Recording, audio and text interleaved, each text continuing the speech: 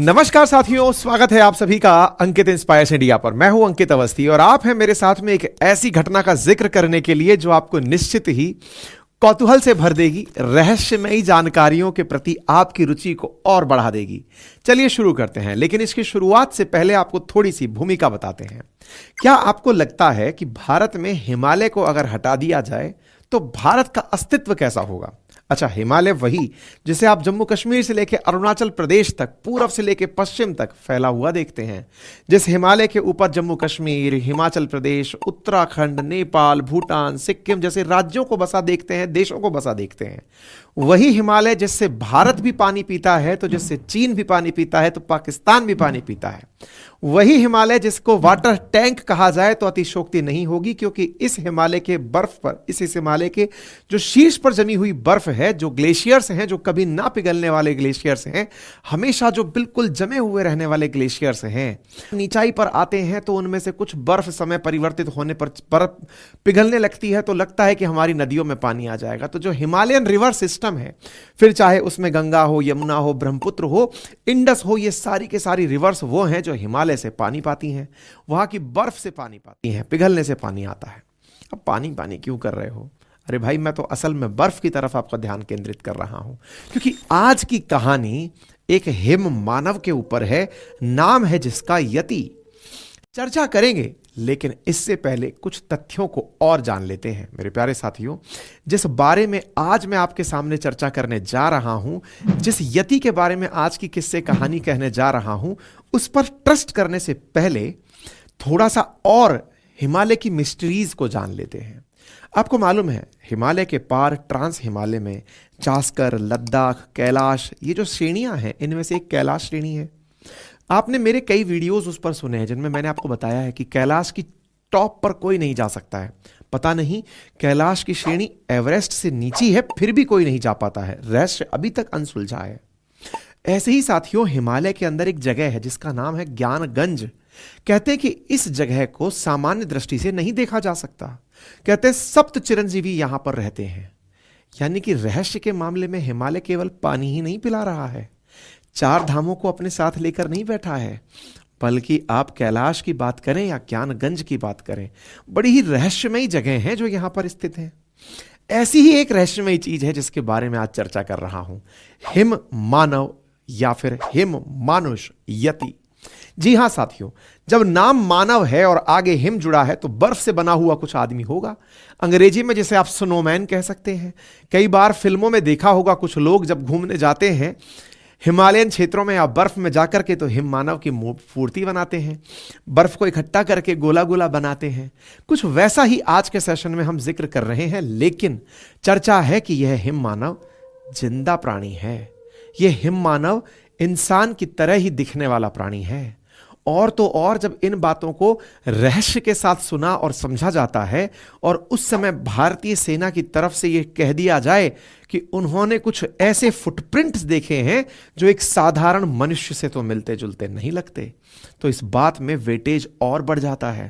भारतीय सेना के साथ साथ कुछ विदेशी सैलानी आए, पर्वतारोही आए और आकर कह जाएं कि हमने तो कुछ ऐसा देखा है, हमने तो कुछ ऐसी तस्वीरें देखी हैं, हम ऐसे कुछ फुटप्रिंट्स देखे हैं जो सामान्य मानव से ऊपर के हैं, तो जानने का, इस बात को, इस रहस्य को समझने का मन में भाव और ज्यादा उत्पन्न हो जाता है। तो चलिए साथियों, आज के सेशन में बिना किसी देरी के डिटेल में चर्चा करेंगे इस पूरे हिम मानव के बारे में।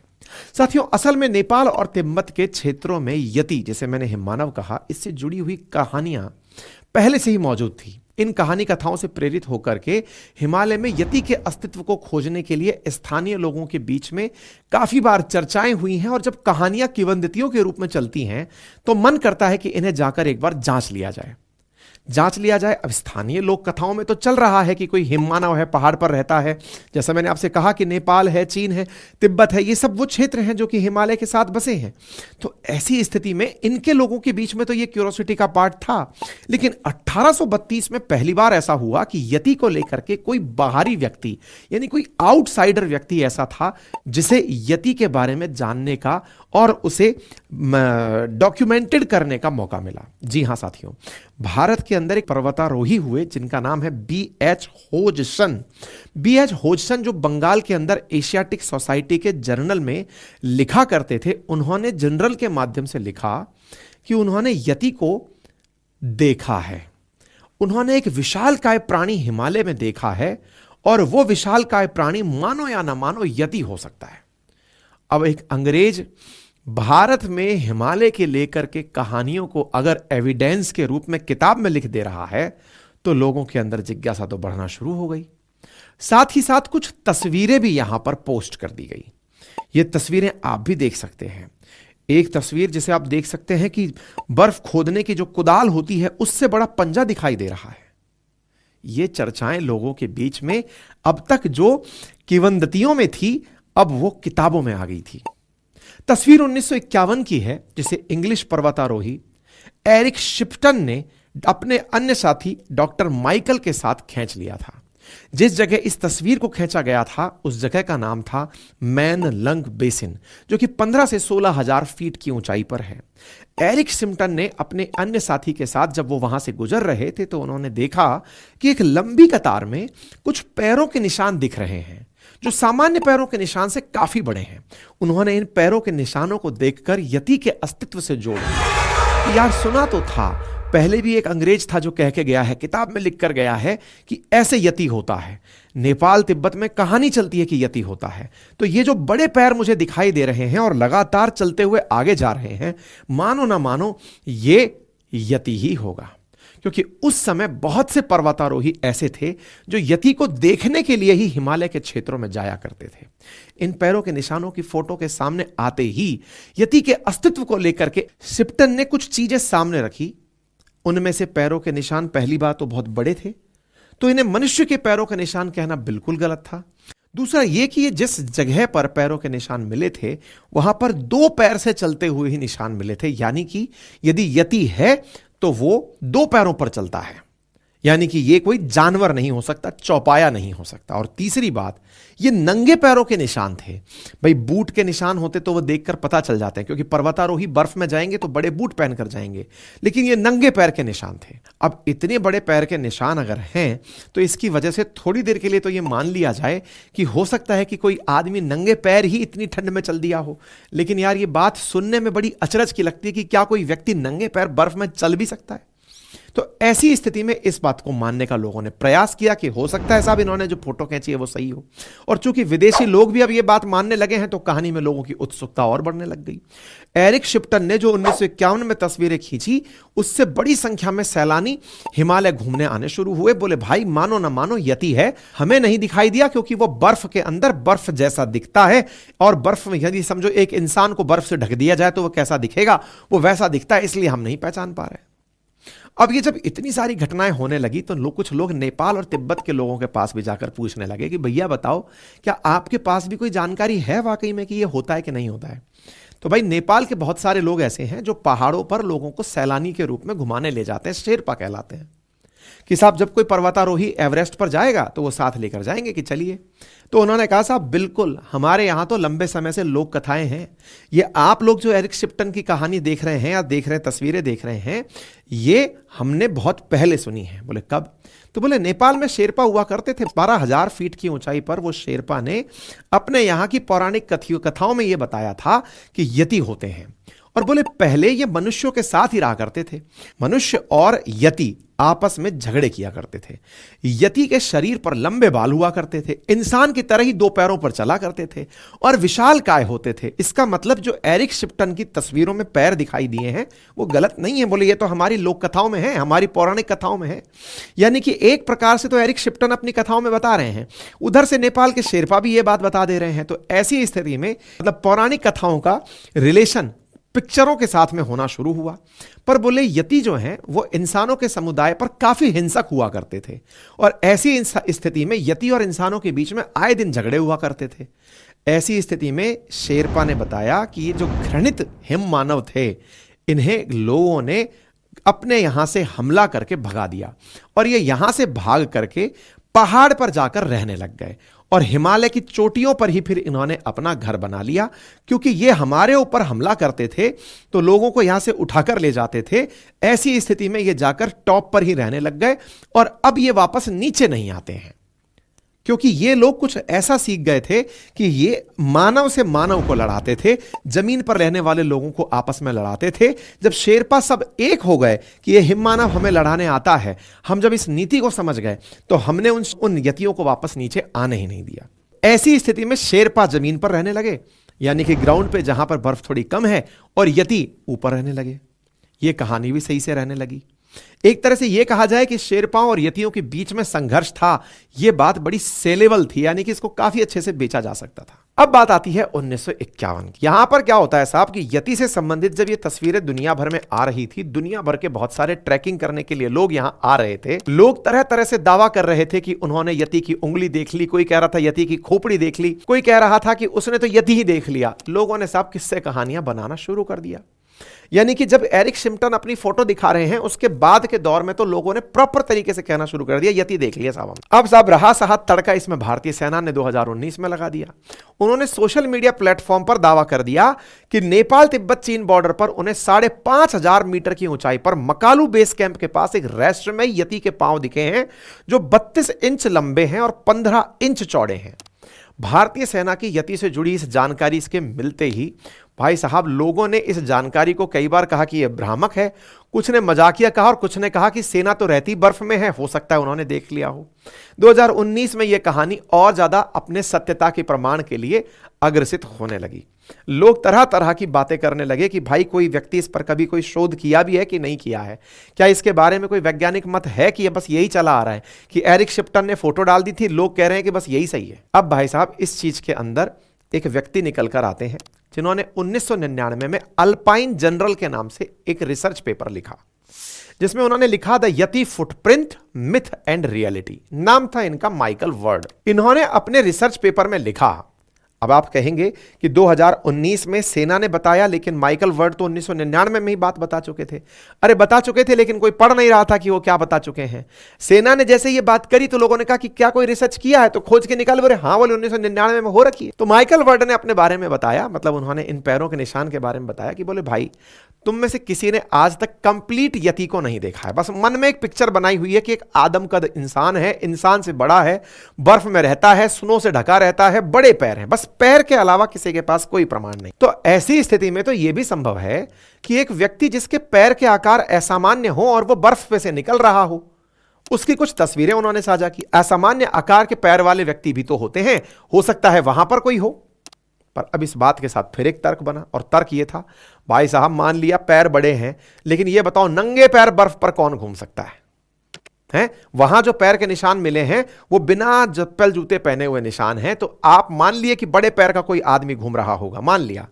विकृति हो सकती है कि कोई व्यक्ति होगा, इंसान ही होगा, बड़े पैर का होगा, घूम रहा होगा। लेकिन एक बात बताइए, ऐसी स्थिति में माइकल वर्ड साहब पैर कोई नंगे पैर कैसे घूम सकता है, इसके बारे में जवाब दो। तो उन्होंने अपने बारे में तर्क देते हुए कहा 1960-65 के दौर में हिमालय के अंदर जब लोग तीर्थ यात्रा पर जाया करते थे तो एक नेपाली यात्री था मान बहादुर, उसके साथ कुछ लोग ऐसे मिले थे जो 14 दिन तक 15,000 फीट की ऊंचाई पर नंगे पैर ही पहाड़ की चढ़ाई कर रहे थे। ना उन्होंने जूते पहने थे, ना उन्होंने ग्लव्स पहने थे, और ठंड के अंदर बर्फीली पहाड़ियों के अंदर वो चल रहे थे। अब ये बात सुनने के लिए तो फिर से फलाने ने देखा था, उसने कहा था, वैसी वाली कहानी हो गई।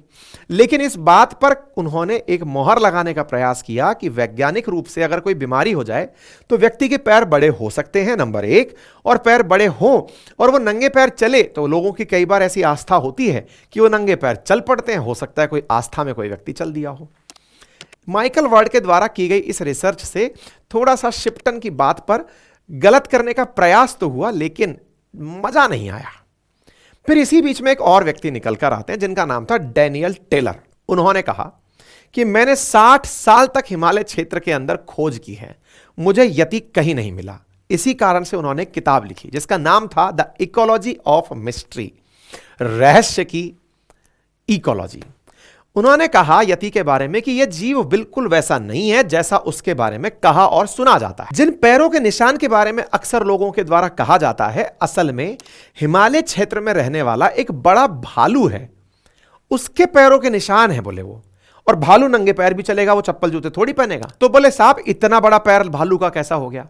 तो बोले भालू के केस में क्या होता है कि जो मादा भालू है ना, वो जब चलती है तो बच्चे उसके पथ का अनुसरण करते हैं और वो उन्हीं जगह पर पैर रखते हैं जहां उनकी मां ने पैर रखे हैं।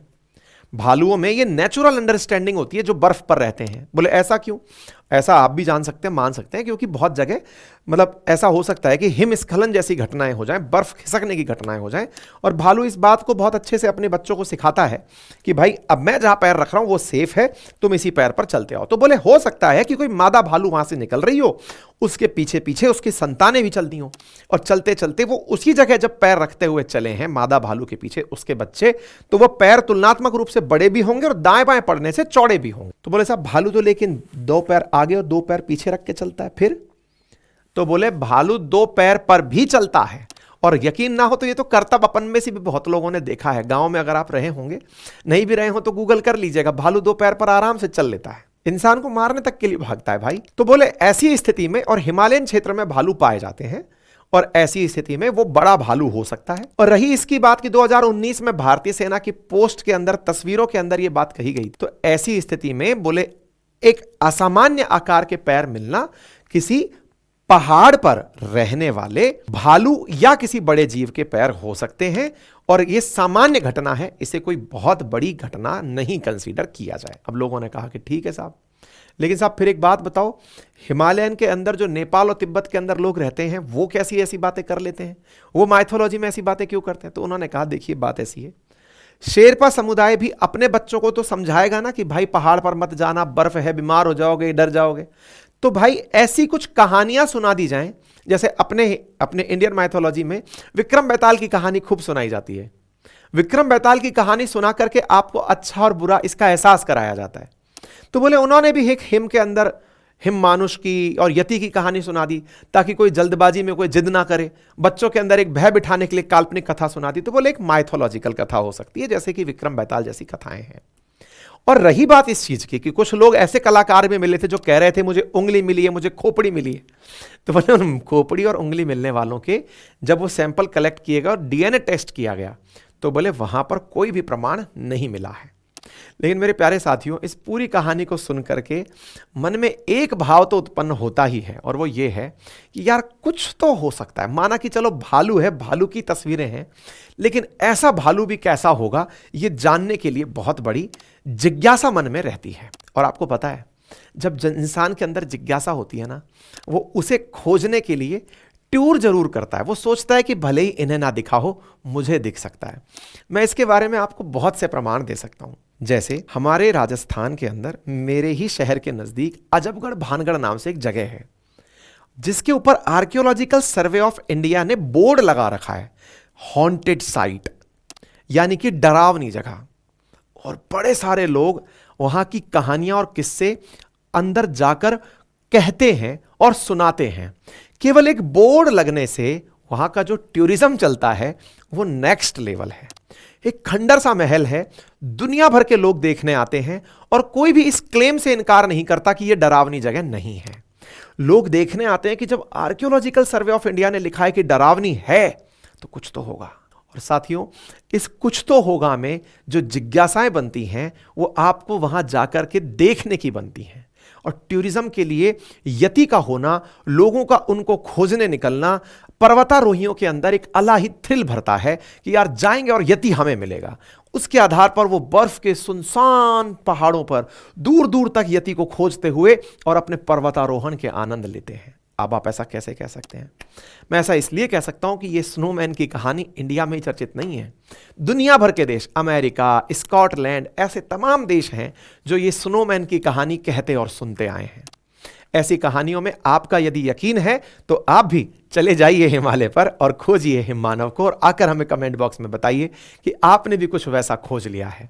बाकी फिलहाल के लिए मेरे पास जो तर्क और वितर्क की शक्ति थी, उसके आधार पर, प्रमाण के आधार पर केवल मैं इतना ही कह सकता हूं कि हिम मैन, हिम मानव, ये केवल एक कल्पना है, और इस कल्पना के साथ साथ रहस्य वहां के टूरिज्म को और हिमालय की कहानियों को बहुत बढ़ाता है।